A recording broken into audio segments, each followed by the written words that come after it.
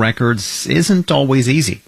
Even if all the data is in my electronic system, as it stands, our EMRs, or electronic medical records, are extremely disorganized. What a fragmented medical system means for our care, that's coming up next on Marketplace here on WNYC. 80 degrees, more clouds moving in tonight. We'll have a low of 72. Tomorrow, showers and thunderstorms in the forecast at 6:30.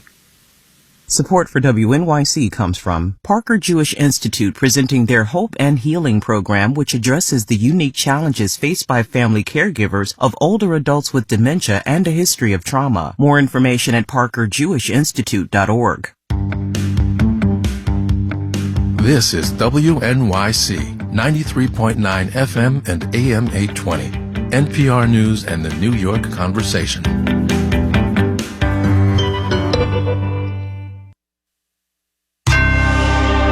Marketplace is supported by C3 AI. C3 Generative AI provides ChatGPT enterprise search that is verifiable, secure, and accurate across all enterprise data. C3.ai. This is enterprise AI. If you wanted to guess at what our future economy will look like, what would you look at in the current economy? From American Public Media, this is Marketplace.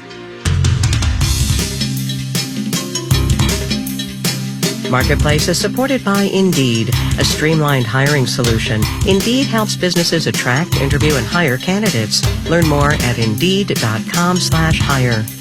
And by Charles Schwab. Schwab understands that wealth management is personal. That's why Schwab offers flexible, personalized financial planning crafted for their investors' individual goals. Learn more at Schwab.com. And by the new Glassdoor app. Professionals can now join real anonymous conversations within their company, industry, and communities and get answers about careers on Glassdoor.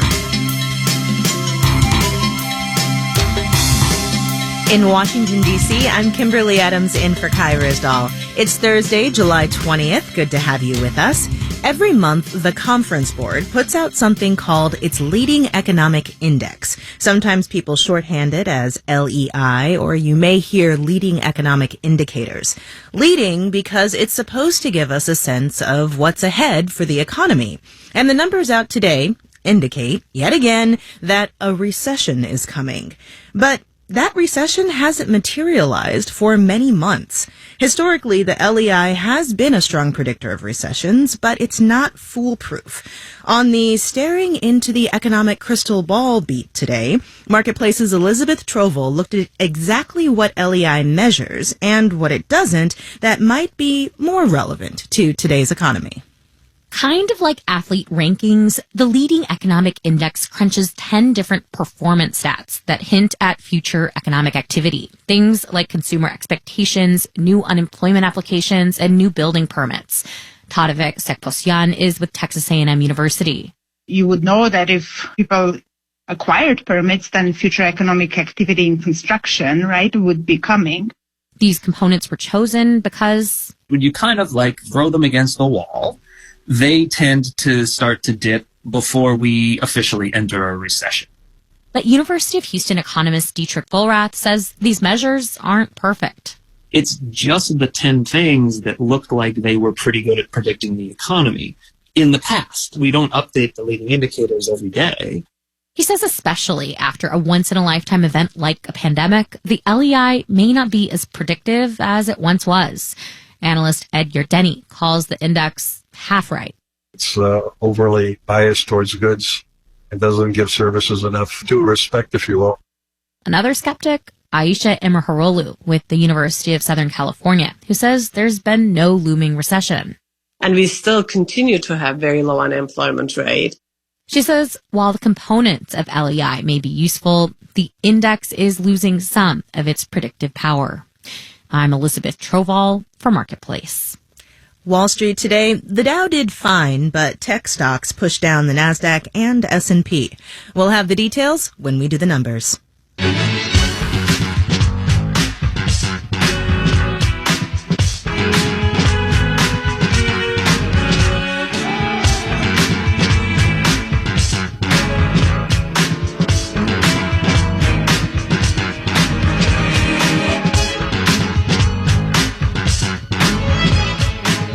Netflix announced its quarterly earnings yesterday. While revenue came in under expectations, the company also said with its crackdown on password sharing, it added nearly 6 million paid subscribers last quarter. That's almost 3 times what Wall Street expected. Marketplace's Christian Schwab has more on that win for Netflix, even if not for viewers, and whether it's likely to spread to other streamers. Netflix hasn't cracked down on everyone who's password sharing yet. But if you haven't been caught, the company's coming for you. Streaming analyst Dan Rayburn says sharing is tracked through IP addresses, device IDs, and usernames. Because if you have 4, 5, 6 different profiles, chances are you're probably sharing that account with multiple people. Rayburn says Netflix has been smart by starting slow, so it doesn't alienate its users. And it's also given consumers more pricing options. Tim Hanlon is CEO of the Verter Group. I think the arrival of an ad-supported, less expensive tier around the same time of this idea made it a lot more palatable. Netflix with ads is $6.99 a month. A standard subscription is $15.49. Hanlon says the password sharing crackdown was bound to happen. Until recently, streaming platforms prioritized subscription numbers over profits. I think, frankly, this is a hangover of unmitigated pursuit of growth. And since Netflix's experiment has been successful, other platforms are likely to adopt it. Eric Sorensen at Parks Associates says as investors become pickier, media companies are pivoting to a new view. Password sharing is actually a form of pirated content. Whether sharing accounts is actually illegal, Soren says that falls into a gray area. But if anyone asks, I plead the fifth. I'm Kristen Schwab for Marketplace.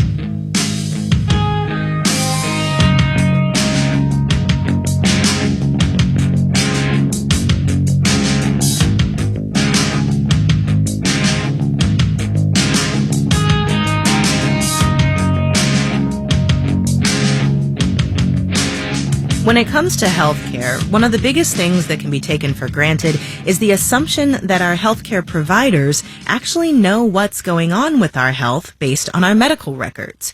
But in reality, that picture is often incomplete.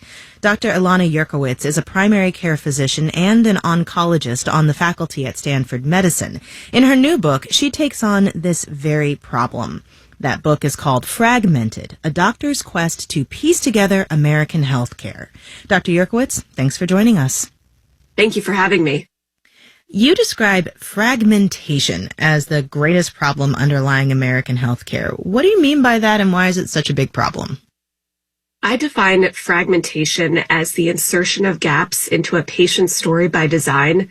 Doctors like me are constantly working in a state of missing critical information about our patients and having to make life and death decisions with the absence of that information. Can you give me an example of how that's shown up in your work? Sure. So we have hundreds of different electronic medical records, and sometimes those are shared between different facilities, and sometimes they're not.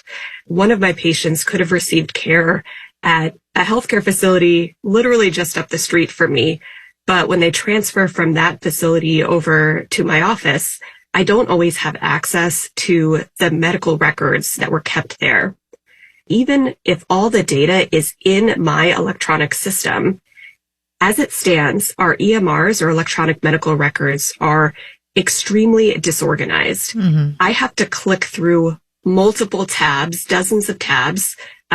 There was a study showing that an average ER shift in 10 hours involved 4,000 clicks. Wow. And so doctors like me are clicking through tab after tab after tab, trying to piece together data that is scattered throughout the electronic ecosystem. We've had electronic medical records, EMR, for years at this point. Why is this still an issue? So when the push from paper records to electronic ones began, yes, over a decade ago, there was no related stimulus to require that the electronic vendors talk to each other. So while we mostly did this successfully, paper records, for the most part, I am not charting on loose leaf paper. I haven't done that in years. There was a push for electronic vendors to communicate with each other to enhance patient billing, but it wasn't actually designed for doctors, other healthcare providers, and patients. to organize and access that information and put it together into a meaningful narrative. And so I will say there has been a lot of progress over the last few years. More people are recognizing this as an issue, but we are still nowhere close to a universally shared system of records that is meaningful and easy for doctors like me to use. You talk a lot in this book about the importance of primary care physicians, the shortage of primary care physicians, and the fact that burnout is causing so many folks to leave the field. Are these hours and all of this digital drama factoring into that? 100%. So surveys show that the number one source of burnout for doctors is bureaucratic tasks. And I want to emphasize that has stayed true before and during the COVID pandemic. So yes, it is higher in specialties like mine, like primary care, where primary care doctors are tasked with doing the majority of what is needed for a patient's overall health. There was a recent study that came out that said if primary care doctors did everything they were supposed to do in a day, they would be working 26.7-hour days. You know, you're talking here about, the impact on doctors and the impact on the system and the impact of costs, but most of your book is full of how this impacts patients. Yes, that is the reason I wrote this book.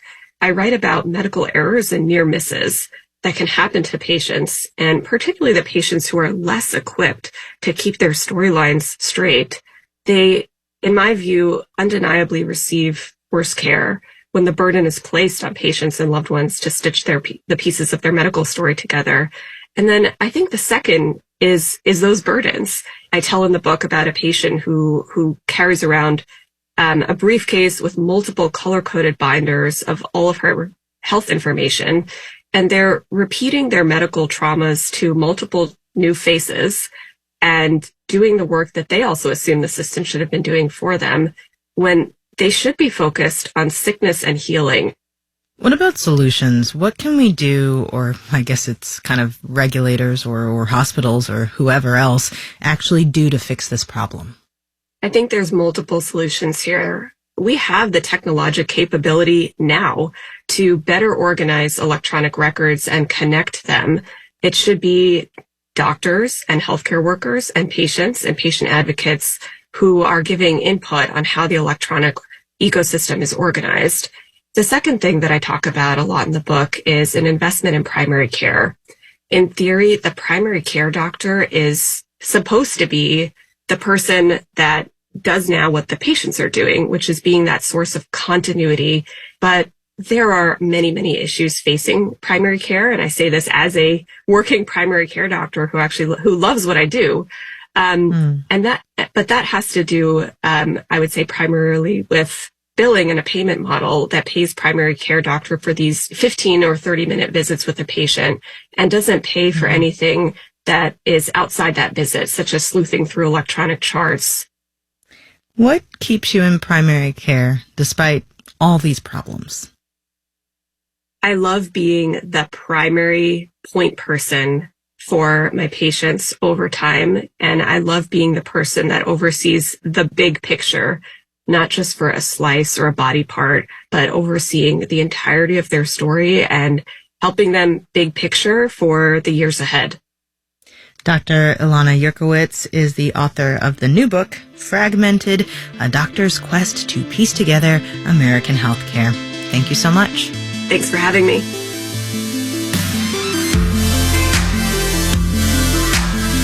Since we have the system we have, Dr. Yurkowitz has a list of questions in her book that patients can use to keep a record of their own health care. We have an excerpt on marketplace.org.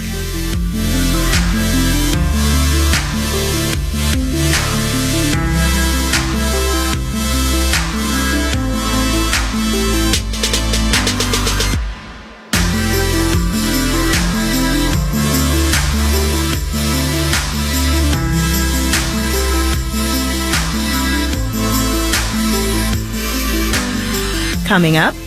Clearly, we're already full. There's a list going and people are waiting.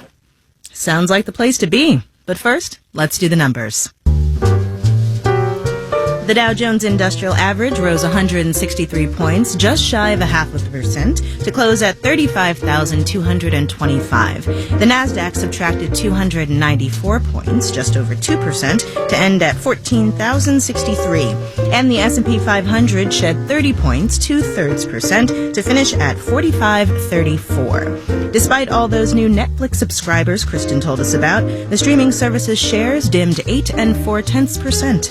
We'll hear more a little bit later in the show about the business of women's soccer, but for now, 40 wins, 6 ties, and just 4 losses. That 80% winning record in the World Cup belongs to the United States women's national team, the reigning champions. Bond prices fell, the yield on the 10-year T-note rose to 3.85%, and you're listening to Marketplace. The Marketplace Numbers segment is supported by Odoo, simple management software for all your business needs. Marketplace is supported by Viking. With small ships that bring travelers closer to the destination, there's more time to explore, offering cultural enrichment and immersive experiences on board and on shore. Viking.com. And by USB technology found in billions of devices. USB Implementers Forum reminds consumers that USB-IF logos are displayed on certified USB products and are available at retailers worldwide. Look for the logos and get the whole story at enablingus.org. And by Alteryx. The Alteryx Analytics Cloud platform features ADIN, generative AI designed to take users from insights to impact even faster. Learn more at alteryx.com.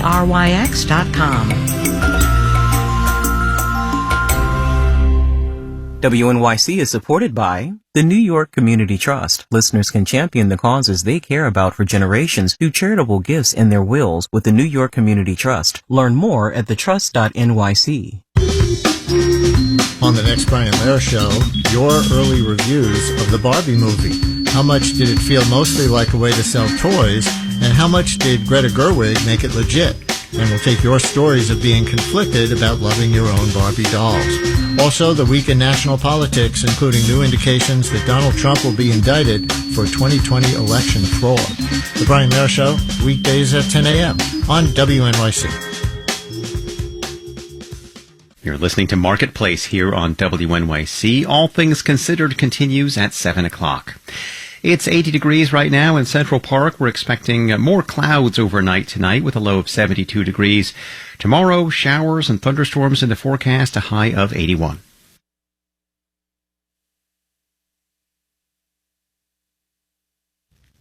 This is Marketplace. I'm Kimberly Adams. The shortage of mental health care providers in this country affects everyone. But in Native American communities, the need is particularly acute. According to the CDC, American Indians and Alaska Natives have disproportionately higher rates of serious psychological distress compared to other groups. But for many in this community, finding a therapist who understands their culture can be challenging, if not impossible. One Texas group is working to fill that gap and train staff to address mental health concerns before they become a crisis. KERA's Elena Rivera has more. In Dallas, a clinic called Texas Native Health has been serving the state's indigenous population for more than 50 years. It serves any enrolled tribal member for healthcare appointments. But over the years, the clinicians there noticed a greater need for mental health services. We're only human beings. We can only handle so many things at any given point. That's Chris Logan, who's Choctaw and part of the clinic's behavioral health team. And yeah, we may need someone to talk to. The clinic is expanding mental health services, individual counseling appointments, trauma therapy, and group sessions. The clinic calls those meetings the Healing Circle.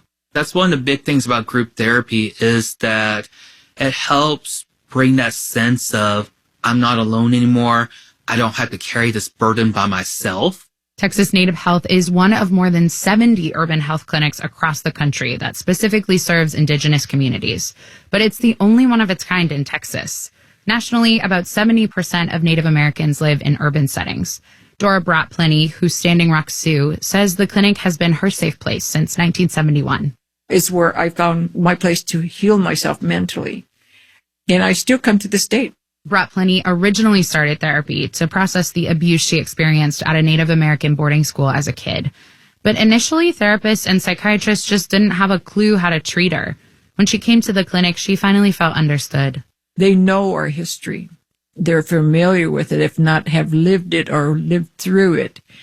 because there's generational trauma that all of us are healing from. So it is very important. This center has saved me so many times.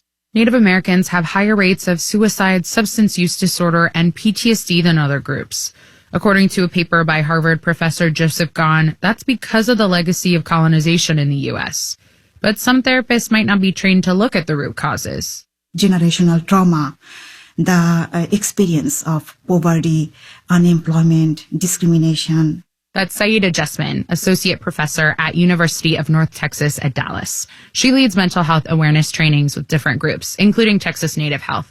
If someone doesn't know these things, it is unlikely that the care will be provided with respect. The latest data from the American Psychological Association shows more than 80% of the psychology workforce is white. Only 0.13 identify as American Indian or Alaska Native. That's not even 0.5%.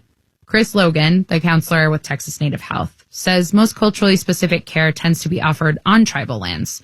So folks travel from all over the state to meet with Native counselors like him in the city.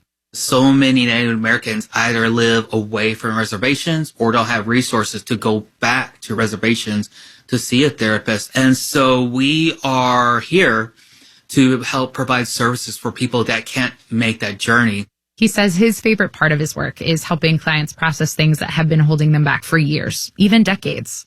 And that's probably the greatest reward, is just seeing them take that step and having the confidence in themselves that, hey, yeah, this is my past, but I want my present and future to be different. Dora Bratplenty was in her 20s when she first came to this clinic. Now, in her 70s, she openly talks about her experience, so younger folks in the Indigenous community know they can reach out for support. There's something about us that we within ourselves are strong, but we've got to be able to find the help. She says there's still more healing to do, but she's glad Texas Native Health will be there along the way. In Dallas, I'm Elena Rivera for Marketplace.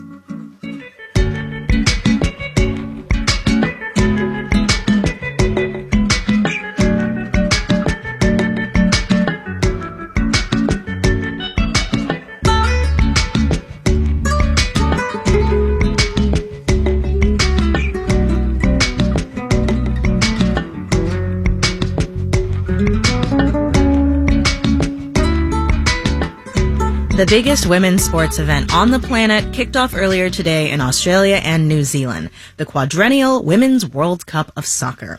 The U.S. team is aiming for a 5th world championship and a 3rd in a row, that specific achievement being something no team has ever achieved, men or women. Our first match in the month-long competition is tomorrow against Vietnam, and this year, the Women's World Cup is simply bigger. There are more teams, 32 up from 24, likely playing for more viewers, both in the stands and watching on screens around the world. There's also more money, marketing and sponsorship deals, and newly pumped-up broadcast rights, and higher guaranteed income for the players. As Marketplace's Mitchell Hartman reports, all of this reflects just how much the women's game is growing. A little over a week ago, the U.S. women's national team played a friendly against Wales, an exhibition warm-up for the World Cup. And the buzz for the main event was already building at the Sports Bra, a women's sports bar in Portland, Oregon. Jenny Wynn is the owner. Clearly, we're already full. There's a list going, and people are waiting. But that's pretty common for us on a game day. Beer was flowing, the match was playing on 5 big screens, and it was hard to miss the enthusiasm for women's soccer. The United States, one of 7 countries to appear in every tournament. And so now people are seeing, like, oh, if you put it on TV, people will watch it. AJ Griffin had joined the crowd in a soccer jersey. She used to play competitively. Now she more often watches. They're incredibly talented players. I really think that if people just gave it a chance, started watching it more, that it would elevate the game. We do see far more women's sports than we ever have before. Ellen Starowski teaches sports media and gender at Ithaca College. But at the same time, women are still just getting less than 1% of sport marketing dollars globally. What is it going to take financially in terms of media coverage to actually see women's sports at 20%, 25%? Women's soccer is taking one small step in that direction. This year, for the first time, soccer's global sanctioning body, FIFA, negotiated the women's broadcast rights separately from the men's. In the past, FIFA offered broadcasters both for one fee, and the men got the lion's share of the money. What's more, says Starowski, to approach marketing and broadcasting of women's events as being add-ons of men's sports rather than as the main event. The industry has actually been leaving money on the table. FIFA hasn't disclosed how much broadcasters paid for the Women's World Cup, but says media analyst Paul Verna at Insider Intelligence, it's still fractional compared to what they get for the Men's World Cup. Still, the new revenue and the precedent of selling rights to the women's tournament will make a difference, says Richard Motzkin.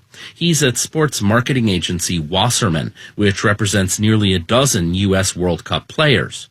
Investment has improved, both in terms of the sheer number of companies who are putting money behind the female soccer players, but also in terms of what they're being compensated. Now you've got the broadcasters putting more time and attention behind the tournament as well. But soccer still faces a huge gender gap, says Paul Verna at Insider Intelligence. The women just are not anywhere on the same level in terms of the licensing revenue for the broadcast rights as the men. In fact, they're orders of magnitude below. Just compare what the U.S. pro soccer leagues get for their games. Apple just paid $250 million a year for 10 years for the rights to the MLS, the men's soccer league. The women's rights, the last time they were negotiated, which was only 3 years ago, went for $1.5 million. So that's a multiple of 166. And it means fewer women's matches on TV with fewer bells and whistles, says Ellen Starowski at Ithaca College. If we're not broadcasting all of the games, if the quality of those broadcasts is not up to par to create excitement, there is no way that we're going to have an audience that's going to be following it, right? And she says that means it'll take even longer to boost pay, improve facilities, and training to reach par with the men. I'm Mitchell Hartman for Marketplace.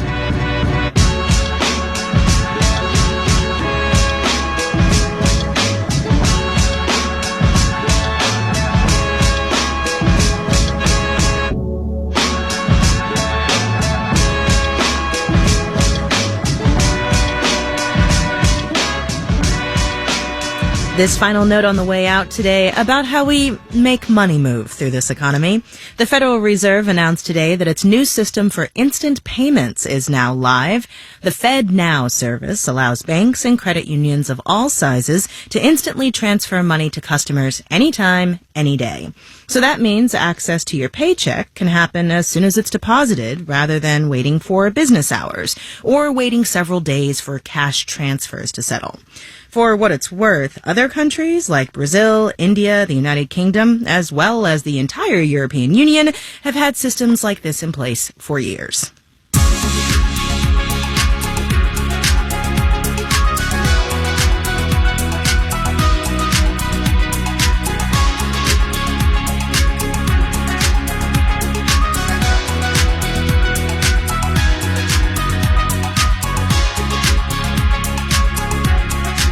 Marketplace is supported by Amazon Business, helping provide a smarter, easier way to get the supplies businesses need to thrive. Amazon Business, your partner for smart business buying.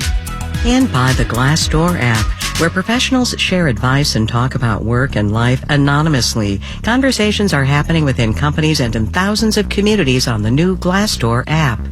And by Sony Pictures Classics, The Miracle Club starring Maggie Smith, Kathy Bates, and Laura Linney, about 4 women who travel to Lourdes in search of a miracle, now in theaters.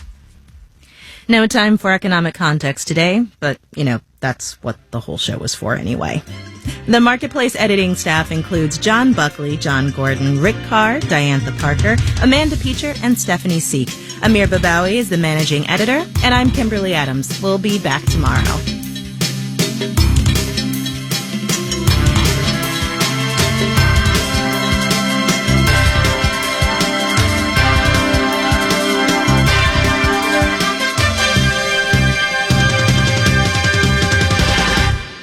This is APM. WNYC supporters include Hudson River Park presenting its 23rd annual Blues Barbecue Festival, Saturday, August